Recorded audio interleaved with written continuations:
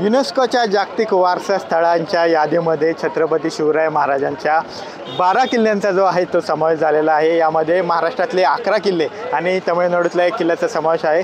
महाराष्ट्रामध्ये ज्या किल्ल्यांचा समावेश आहे त्यापैकीच एका किल्ल्याच्या पायथ्याशी मी आत्ता आलेलो आहे। राजगड किल्ल्याच्या पायथ्याशी मी आत्ता उभा आहे आणि खरं तर या किल्ल्याचा पण समावेश हा जागतिक वारसा स्थळांच्या यादीत झाल्यामुळे आत्ताच या ठिकाणी शिवप्रेमी असतील किंवा स्थानिक राष्ट्रवादीचे कार्यकर्ते असतील त्यांनी आनंद उत्सव जो आहे तो साजरा केलेला आहे। खरं तर हे राजगड किल्ल्याचं विस्तीर्ण असं स्वरूप आपण पाहतोय। पावसाळा सुरू असल्याने संपूर्ण या डोंगर परिसरात आपल्याला हिरवाईने नटलेला हा डोंगर परिसर पाहायला मिळतोय। धुक्यांनी हा संपूर्ण डोंगर जो आहे तो नटलेला आहे आणि असंच हे सौंदर्य खरं तर राजगडाचं पावसाळ्यात पाहायला मिळतं आणि अशातच आज खरं तर जागतिक वारसा स्थळाचा दर्जा जो आहे तो खरं तर या राजगड किल्ल्याला प्राप्त झालेला आहे आणि मोठ्या प्रमाणावर या ठिकाणी शिवप्रेमी आत्ता आलेले होते आणि त्यांच्याकडून याच जागतिक वारसा स्थळाच्या पार्श्वभूमीवर आता आनंदोत्सव जो आहे तो साजरा करण्यात आलेला आहे। आपल्यासोबत असेच काही शिवभक्त आहेत, शिवप्रेमी आहेत जे गेले अनेक वर्ष खरं तर राजगडावर येत आहेत, संवर्धनाचं काम ते करत आहेत। आपल्यासोबत आपण त्यांच्याशी चर्चा करणार आहोत। गेले अनेक वर्ष तुम्ही या गडावर येत आहे, संवर्धनाचं काम करताय, खरं तर आज जागतिक दर्जा या किल्ल्याला मिळालेला काय भावना आहेत तुमच्या? निश्चितपणे ज्या गडावर छत्रपती शिवरायांच्या हयातीतील 26 ते 27 वर्ष गेली त्या किल्ल्याला आज वर्ल्ड हेरिटेज साईटमध्ये त्याचा समावेश झाला आहे। निश्चितपणे छत्रपती शिवरायांना मानणारा त्यांच्या विचारांवर जगणाऱ्या प्रत्येक मावळ्यासाठी हा आनंदाचा क्षण आहे आणि खरं तर महाराजांचे महाराष्ट्रातील 350 किल्ले हे प्रत्येक किल्ले तेवढे महत्त्वाचे आहेत, परंतु प्रातिनिधिक स्वरूपामध्ये युनेस्कोच्या माध्यमातून 12 किल्ले म्हणजे 11 किल्ले महाराष्ट्रातील आणि एक आपला जिंजीचा किल्ला ज्याला मराठ्यांची आपण तिसरी राजधानी म्हणतो तो किल्ल्याचा समावेश केला। निश्चितपणे हा सर्वांसाठी आनंदाचा दिवस आहे आणि ही जी वर्ल्ड हेरिटेज साईट किंवा युनेस्कोची जी टीम होती ही 2017-18 पासून या भागामध्ये फिरून त्याचा सर्वे करत होती आणि त्याच्या माध्यमातून काल कुठेतरी त्याचं फलित मिळालं आणि सगळ्या शिवभक्तांना निश्चितपणे त्याचा आनंद झालेला। गेले काही वर्ष पाहिलं तर हवा तेवढा विकास जो आहे तो हा गड किल्ल्यांचा झाला नव्हता, मात्र तुम्ही स्वयंस्फूर्तीने तुम्ही सर्व असताल या गडाचा विकास करण्याचा, संवर्धन करण्याचा प्रयत्न करत होता। कसं काम केलेलं आहे इतक्या वर्ष तुम्ही गडावर, काय काम केलं? पहिल्यापासून तर दुर्ग संवर्धन करणे हे महत्त्वाचं दुर्गसेवकांचा विषय होता आणि त्यामार्फत आपण प्रत्येक दुर्गावर जाऊन या ठिकाणी दुर्गसेवा करत असतो आणि या ठिकाणी आज हा आपल्यासाठी आनंदाचा दिवस ठरेल एवढंच।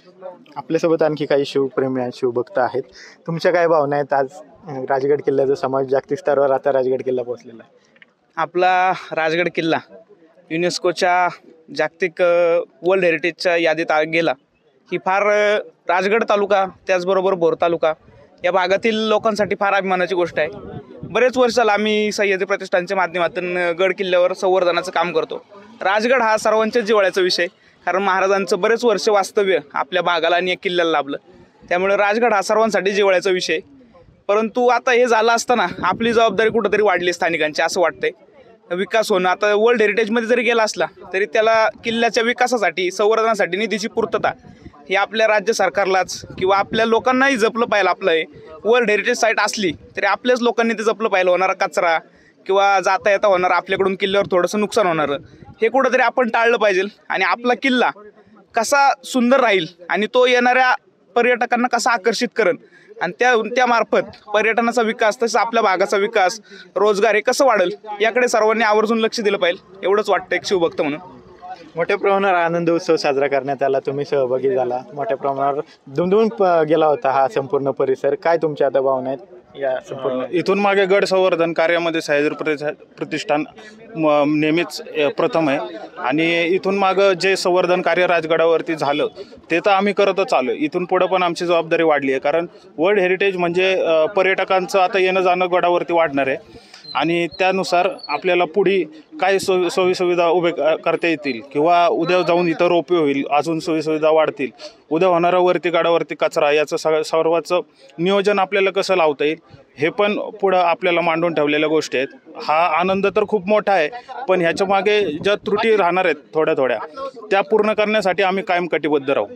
शिवप्रेमी म्हणून तुमच्या काय भावना आहेत आजच्या दिवशी? मी एक पर्यटक म्हणून सांगतो की जी अवस्था 30 वर्षापूर्वी होती या गडाची ती आता कुठंतरी आता हळूहळू फळाला येत चाललेली आहे. म्हणजे ह्या जे काही दुर्ग संवर्धन करतात आमची सह्याद्री प्रतिष्ठान संस्था, बाकीच्या काही संस्था आणि जे काही दुर्गसेवक येतात कार्य करतात, त्यावेळी महाराजांच्या कार्याची दखल घेतली होती आणि यंदासुद्धा म्हणजे ह्या वेळेला सुद्धा त्या कार्याची दखल घेतली. हा आपल्या महाराजांचा खूप मोठा एक प्रकारे सन्मान म्हणावा लागेल आपल्याला.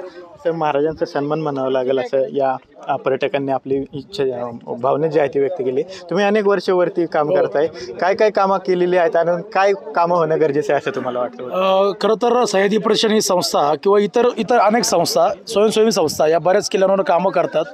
परंतु हा राजगड किल्ला हा राज्य पुरातत्व विभागाच्या अंतर्गत असल्यामुळे या किल्ल्यांवर कामं करत असताना काही थोड्याशा शासकीय तांत्रिक अडचणी यायच्या. परंतु काही वर्षांपूर्वी राज्य सरकारच्या माध्यमातून एक GR आला होता.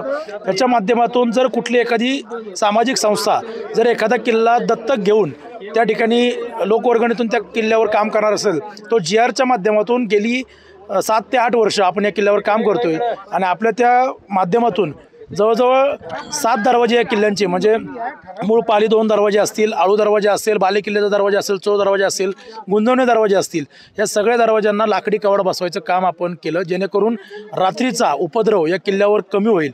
आणि दुसरी गोष्ट म्हणजे या किल्ल्यांवर जे काही साफसफाईचं काम असतं हे तर नेहमीच आपण करत असतो. आणि महत्त्वाचं म्हणजे दरवर्षी दसऱ्याला आपण सीमोल्लंघन याच किल्ल्यावर करतो, जेणेकरून दसरा सीमोल्लंघनाला ज्या वेळेला मावळे बाहेर पडतात तो सीमोल्लंघन सोहळा दरवर्षी आपण या ठिकाणी साजरा करत असतो. म्हणजे एवढ्या किल्ल्याचं महत्त्व आहे. धन्यवाद. तर आपण पाहतोय की आनंदोत्सव साजरा केल्यानंतर काय प्रकारच्या भावना या शुभ्रभूमीच्या आहेत, या संपूर्ण भावना त्यांनी आपल्याजवळ व्यक्त केलेल्या आपल्याला पाहायला मिळतात. कॅमेरा पर्सन तुषार सेनेसह विनय जगताप, TV9 मराठी, राजगड, पुणे.